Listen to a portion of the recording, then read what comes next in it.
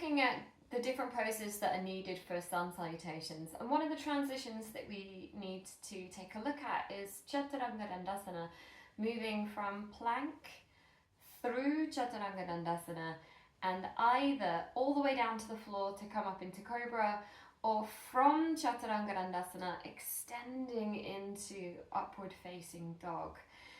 So let's talk about the pose itself for a moment and what's required. We need to come from a plank pose, either full plank or half plank, depending on where your strength is, and move into chaturanga dandasana using a couple of alignment points that are really important. So our shoulders need to be level with our elbows and with our wrists in hyperextension. So if you bring do this with me, if you bring your hands out and flex or hyperextend, sorry, this is flexion, this is hyperextension at the wrist, and then bend your elbows, so flex at the elbow, and then roll your shoulders up, back and down, and get this sensation of almost lifting a little in the sternum and shoulder blades going down your back, and then hug the elbows in. So from this position, we should have the shoulders in neutral, so not rocking forward or squeezing too far back. So shoulders are in a nice kind of neutral position. Elbows are hugged in towards the ribs, like you're squeezing your upper arm in towards your rib cage. And I mentioned in class about like imagining we're trying to keep something underneath our armpit, like we've just shoved a purse under there or a newspaper. And then from here, we need our shoulders, elbow and hips to be aligned. So we need a strong core to make sure that our pelvis isn't sort of too far up, too far down. So nice organized core structure. And then this will line up with your knee and your ankle as well. So let me show you how we do that. From a plank pose, there's going to be this little shift forward where we shift over the wrist, which is why having flexibility in your wrist is so important for this pose, because there's going to be a moment where we're in hyperextension and then we go extra into that hyperextension. So having a moment to stretch out the wrists or get them moving and mobilizing before we go into this pose is a good idea. From a plank pose, so my version of plank is a push-up plus or a high plank. So I first come to my plank and then I push the floor away to get that sensation of protracting the scapula. So pushing the floor away gets that doming effect in my upper back or my upper thoracic area. And that protraction of the scapula activates the serratus anterior, which is a muscle that sort of, it looks like a serrated knife if you look at it on anatomy pictures, and it's located underneath your armpit at the sides. It almost, if you look at a picture of it, it kind of looks like two giant hands hugging your rib cage, and that's how I like to think about it. I like to think about it like two giant hands that are holding my shoulder girdle in a good rhythm with the rest of the humerus and everything else that's going on. So it's like a stabilizer for my shoulder blades, and that is one of its prime movement attributes, is stabilization. So we have this regular plank, and then we're going to make sure the core is strong and we have that protraction. And then from here, I'm pressing into my toes and shifting forward. So now my wrists are even more hyperextended. I bend my elbows, I keep my shoulders high, and the elbows hug in towards the ribs. So what we don't want is this kind of flaring out to the sides that might happen. So if we don't have the strength, should have worn a better t-shirt. If we don't, this is a good t-shirt, should have worn a more appropriate t-shirt. If we don't have the strength to hug the elbows in, so that's the adductors of the arm, adducting the arm back towards the body. So you can think about squeezing the armpit. If we don't have that strength, then the arms might end up going, or the elbows might end up going out to the side. That's going to put more pressure on your wrists. So we're working on quite a lot of things here. We're working on the tricep strength to be able to slowly lower. We're working on the mobility of the wrists to handle the position. And then also at the same time, the adductor strength to be able to hug those arms into the side and not allow them to go outside. So the difficulty then is when you come to a yoga class and you start off in your plank pose and you're expected to just lower yourself into chaturanga dandasana with the strength to hug the elbows in and the strength to keep the shoulders in neutral and not allow them to roll forward. And it becomes like a tug of war. You're trying to slowly lower yourself down whilst kind of pulling the floor towards you and engaging the shoulders, and it's a lot to think about. So the thing that we can do to help out our bodies with this tricky transition is to bring the knees down and take some of that body weight out of it. Because if you think about it, you're in a plank, a full plank, and then you're asking your triceps as well as your shoulder stabilizers to take your full body weight slowly through a transition.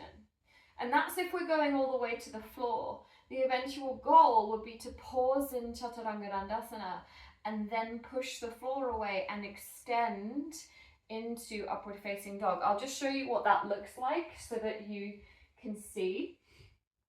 So imagine we're going from our plank pose, we're pushing the floor away, we've got that good alignment in plank, strong legs, strong core. And then we transition through chaturanga, so we shift forward, bending the elbows, coming down into our chaturanga. And then we inhale, lift the head, lift the chest, push the floor away. So there's this strong press into the ground. You can either release the toes or roll over the toes, or you can do what I tend to do, which is keep the toes curled under. This is a little bit stronger on the lower back. This is the Vini Yoga style. And you can see I've got my shoulders over my elbows and over my wrists. I have a little bit of hyperextension in my elbows. But if I wanted to, I could bend them slightly to come out of that, but there's no need really. And then from here, this is where we would go back into downward facing dog. So in the beginning, it's actually better and more useful to bring the knees down and to work on that upper body strength first, so that we have the integrity of the pose without upsetting our shoulders, and we can build strength in that position. And with the knees down, we can still come up to upward facing dog if we like, but we're in a much better position to come straight through to cobra. So let me show you what that looks like. So imagine you're in your sun salutation, you come to plank pose. You're going to bring your knees down first, and I've got my trusty knee padding here. I'm just going to shift myself forward a wee bit. So I've got my trusty knee padding, and what I find, to be in a half plank with the feet down, I find that it sort of encourages my core to just go, meh. So if I lift, this might just be me, if I lift my feet and cross my ankles, it just kind of does something to my core, and it says, zip up. It sort of sends a signal through my body that I should zip up here and keep the core nice and strong. So try that. You might find like no, it's fine, I have my feet down, it's all good. But if I bring my feet up, it reminds me, oh, this is a half plank, we're not just hanging out here. And then from here, from your half plank, we're clawing the fingertips into the ground. We're still going to hug the elbows into the body. So I don't want the elbows going out to the side. So I'm going to externally rotate my upper arm bones so that when I bend my elbows, they point down towards my feet. So what do I mean by that? So I make sure that instead of my elbows going out to the sides, I externally rotate. Luckily I have tattoos, so you can see that movement. I externally rotate my upper arm around so that when I bend my elbows, they're going to go straight back. So you can test this from your half plank. you can have a look and see what would happen if I bent my elbows. So you can bend my elbows. Are they going to go out on a diagonal? We don't want that. That's going to put a little stress on the wrists.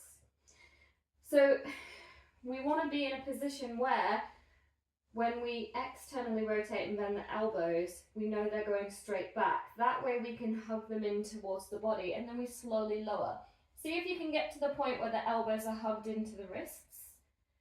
And then from here, slowly lower again. So see if you can find that little pose, that little pause, and that should help you have that sort of kinesthetic awareness that, oh, that's where it would be.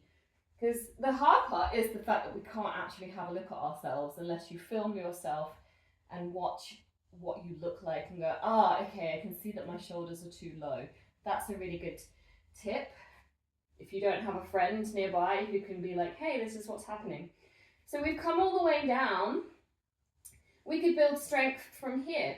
So from our half plank, we can slowly push back up. We don't really use that in yoga. We don't push back up, but it helps with the push up into your cobra or your up dog. So from here, if you're like, I want to build strength for chaturanga, you could do your half push up, keeping the elbows tucked in, keeping the core strong, noticing if when you're doing that, you're losing that core control. And then from there, if you're going plank, knees down, all the way down, you're in a really good place to slide the hands lower and come up into your cobra pose. If you want to do up dog, that would be where you would just engage through the legs and lift the thighs off the floor so that you're pressing into the tops of the feet for your upward facing dog. So I'll just show you that. So we need to come to our plank pose again. So we're in our sun salutation, we're in our full plank. We're going to bring the knees down to our half plank because we're building strength for chaturanga. We're still going to shift forward a wee bit, hug the elbows in, come all the way down. But here we go, we want to do upward facing dog. So we're going to slide the hands lower if they're not low enough already, so that the thumbs line up with our lowest ribs. We roll the shoulders up, back and down. We hug the elbows in, nice and strong through the legs, tops of the feet press down. We look forward, chest forward. We come to our high cobra here, and if it feels good, we're going to press into the feet, lift a little higher. Squeeze the glutes, so squeeze your butt cheeks, squeeze the quadriceps, the front of your thighs. Shoulder, elbow, and wrist should be in line here, so we don't want to be over the front of those hands. We want to be in this nice straight alignment. Neck is relaxed. And then from here, we go back into downward facing dog. So I was getting you to come into extended child's pose with the toes curled under. So we get that straight arm and neutral spine.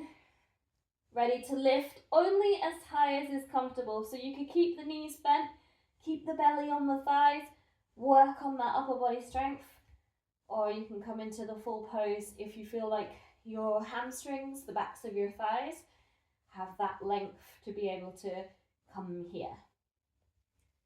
All right, happy practicing.